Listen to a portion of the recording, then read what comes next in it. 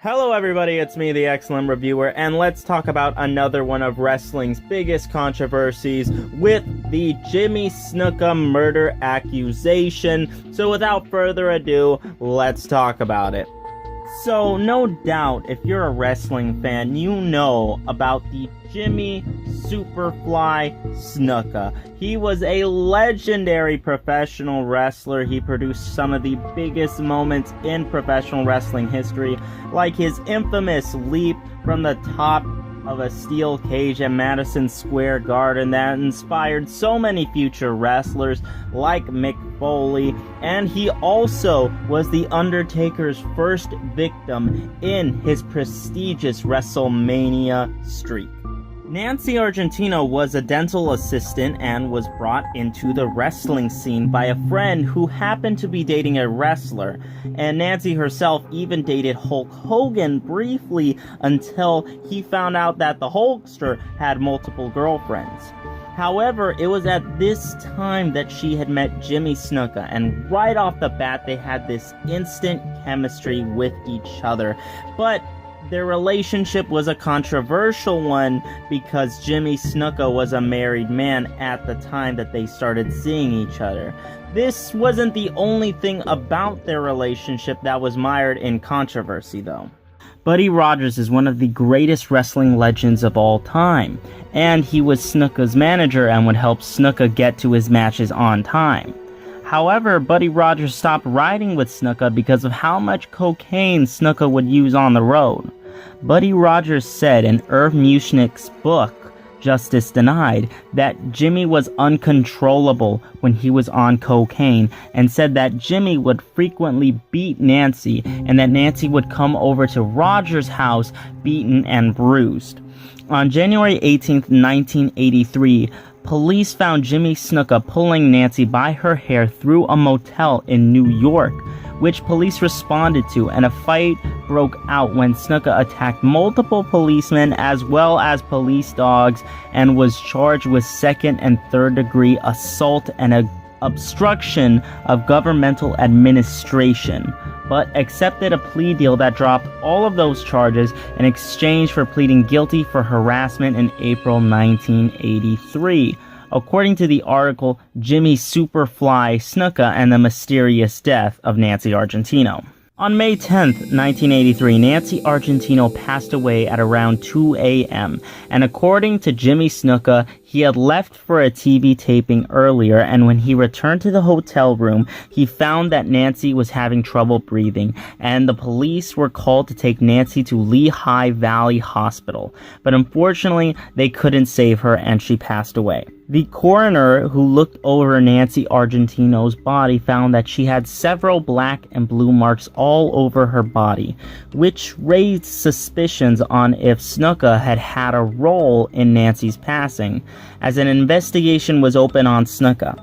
Vince and the company had cooperated with the investigation as well, and it's not hard to see why police would look at Snuka as a potential suspect because of the various reports of abuse, as well as the bruises all over Nancy Argentino's body.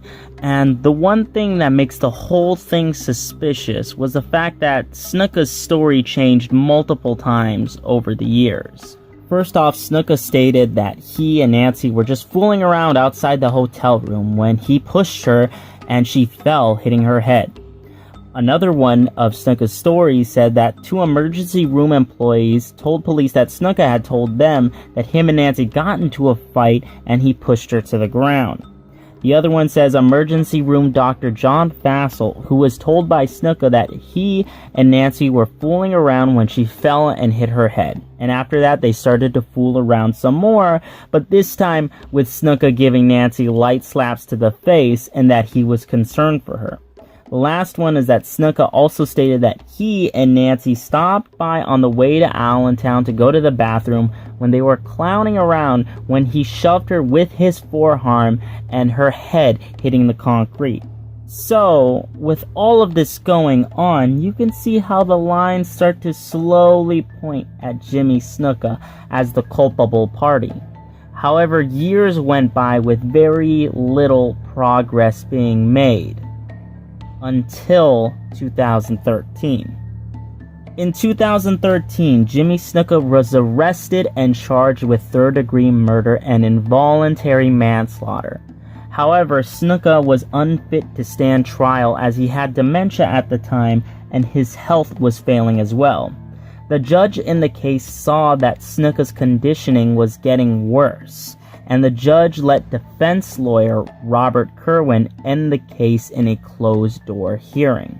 Kelly L. Bannock, who was the judge in the Snuka case, said in her order, "The court is satisfied that the defendant remains incompetent, and the court is satisfied that the defendant will not regain competency, and it would be unjust to resume the prosecution."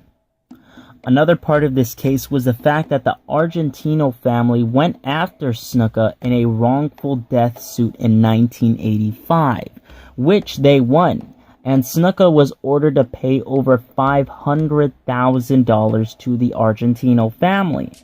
However, none of it was ever paid because Snuka was broke, and he remained broke for the rest of his days until he died in 2017. The question that's always asked is if Jimmy Snuka got away with murder. And the answer is, we don't know. It is possible, as it would make a lot of sense, especially with the fact that Jimmy Snuka was abusive, and it is possible that he hit her too hard, which caused her to hit her head. And also the fact that he's constantly changed his story over the past years that makes it all just so suspicious, and you could see how people would point the finger at Jimmy Snuka. But this is one of those things, now with Snuka being dead, that we will probably never know, as people are innocent until proven guilty.